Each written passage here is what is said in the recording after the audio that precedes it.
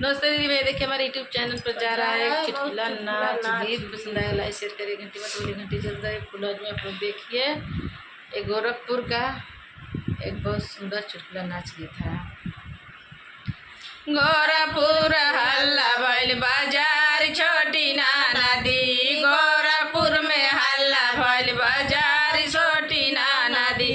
दिलावा में बसेला सोनार छोटी ना नदी, दिलावा में बसेला सोनार छोटी ना नदी, टिकावा भले गड़ेला नदियावा भले गड़ेला, टिकावा भले गड़ेला नदियावा भले गड़ेला,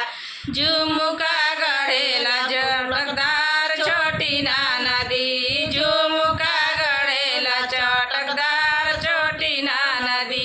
हल्ला भइल गोरखपुर बगुरा बाजार छोटी ना नदी,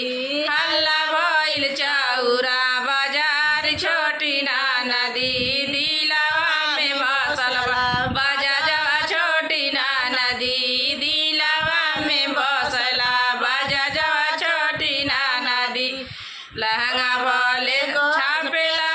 नारिया भले छापेला, लहंगा भले छापेला साड़िया भले छापेला, चुनारी छापेला चटकदार छोटी ना नदी, चुनारी छापेला चटकदार छोटी ना नदी, चौरा हल्ला भइल चौरा बाजार छोटी ना नदी, हल्ला भइल चौरा बाजार छोटी ना नदी, रेलुआहिया बसल बाट हमर दिल में छोटी ना नदी, रेलुआहिया बसल बाट रेलुआहिया छोटी ना नदी,